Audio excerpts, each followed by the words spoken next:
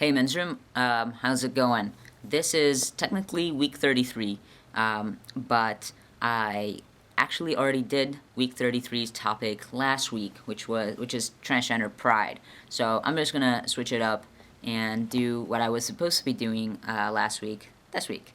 So excuse the switcheroo thing, but hope that's cool. This week's, or what should have been last week's topic, is actually a question/request from a subscriber, and it's about traveling and hospitals.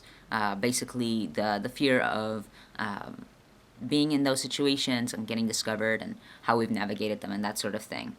To be specific with the questions, I'll just read them from the computer. Have hospital staff ever treated you differently because you're transgender? If not, are you afraid they will? Have you had any trouble traveling because you're transgender, i.e. airport security, unsafe countries, etc.? Are there places you won't visit only because of the fact you're transgender? Share your stories and concerns. So, a whole host of stuff here.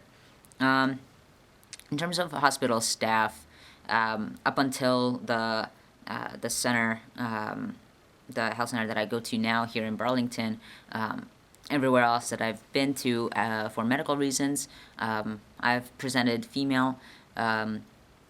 Depending on what I wanted to get out of the visit and what I didn't want to get out of the visit, I might decide to disclose that, by the way, I'm trans, I go by TJ, and I would like for you to use that, and here's what that means. Sometimes I honestly would just not bother. It wasn't, it was maybe something very small or very specific, or it was a gyno type of thing, and I just didn't want to get into it. And I just wanted to feel safe about it, solid about it, get what I needed medically, and just move on out, and not confuse the situation. Obviously, all my paperwork still is, but was at the time, everything in there said female and had my birth name and all of that stuff. So, in fact, it would have just been a lot of personal confusion versus anything helpful for me medically.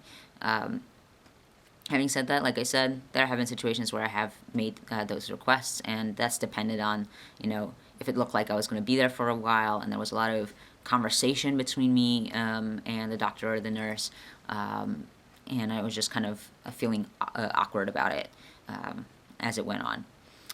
It also helped if I was at a place where I'd heard other trans people being there and being treated fine.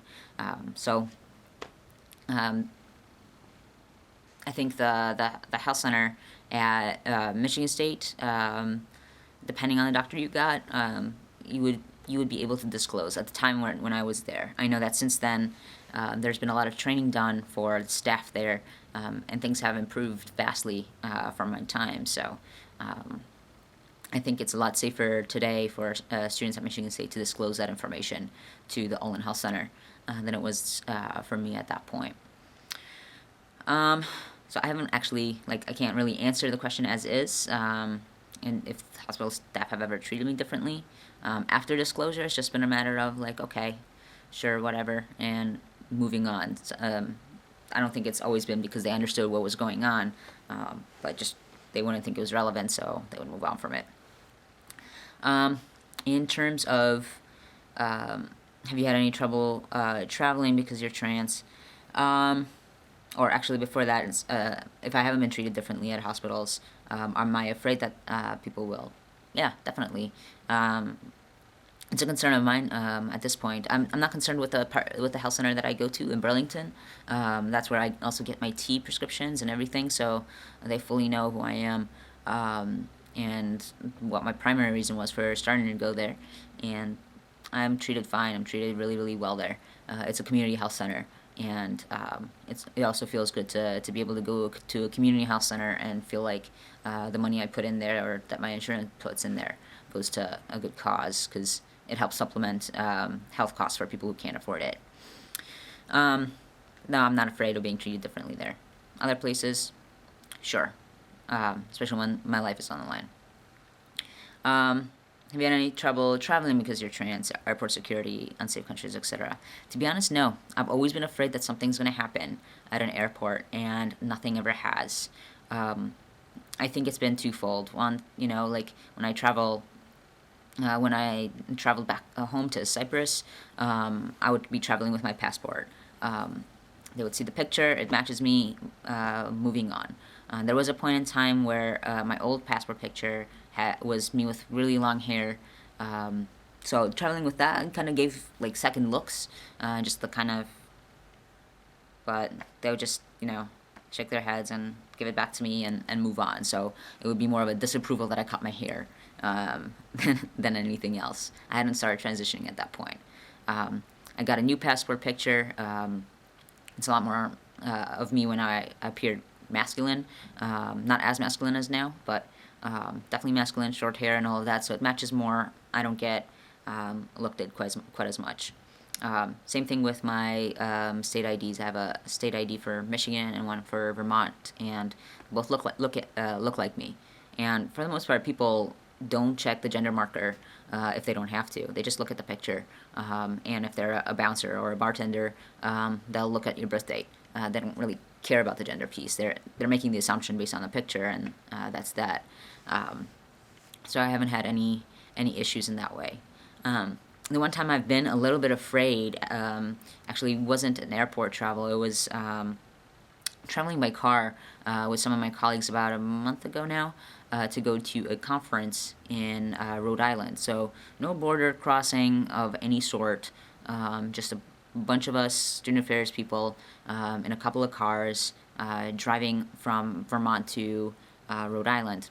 And somewhere, I think in New Hampshire it was, there was this random border patrol check thing going on. There were border police based on the badges and stuff that they were wearing, which really confused us. But they were there. They stopped every single car and asked questions and let them go. When they stopped our car, I was in the passenger seat, and they asked, "Are y'all American citizens?" And aside from myself, there were two other people in the car that weren't. So I said, "No, I'm not." I didn't even point to the other folks. And the person said, "Well, do you have your green card with you?" And I was like, "No, I don't have a green card. I'm here on an employment visa." And he started being like, "Well, do you have your visa with you?" And I was like, "No, I'm not traveling across the border today. I don't need my visa with me." And at that point, he got really aggressive, and got really, really close to the car, and in a higher tone of voice went, "Are you arguing with me? Are you arguing with me? Do you not have your visa with you?" And at that point, like I really got scared that if we got pulled over because I don't have my visa with me, which I don't have to have my visa with me 24/7, that I would get in trouble, and also that the other passengers would get in trouble, that any one of us can get deported from this stupid checkpoint thing. So I just was like, "Nope, no sir, I'm not arguing. I'm sorry. I'll have it on me next time," and just kind of like let him believe that he was right. So he kept arguing. He kept yelling at me for a couple of minutes. Didn't say anything. Nobody else said anything. And then we moved on. I was scared shitless, so I was really worried at that point. Not exactly because of my trans status, but I really thought that if I did get pulled over, that would create even more of a hassle, and a lot more confusion, and hooray for me. Do I choose to not go places because I'm trans? At this point in my life, no, not really. I present pretty much as male. I don't think that most people would be able to clock me in any sort of way. And like I said, with ID checks, people don't really care enough to check. I definitely feel a lot of sympathy for folks who present a lot more ambiguously, whether by choice or just because that's how they present, that's how they look physically, trans or otherwise, who get heaps of problems from people harassing them and just giving them a lot of trouble for it. So I guess I've been lucky so far when I wasn't presenting as male and clear cut one gender or the other, and that I hadn't gotten into trouble for anything. And I think that now passing and appearing solidly as male puts me in a privileged place to not get that trouble now either.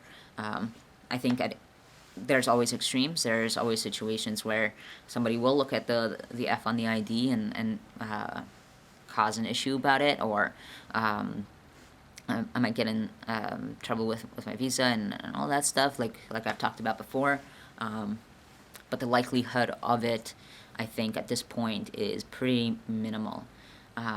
So I think that's pretty much it. Yeah, that's pretty much it. And sorry again for flipping over the topics. Hope everyone is doing well. Take care.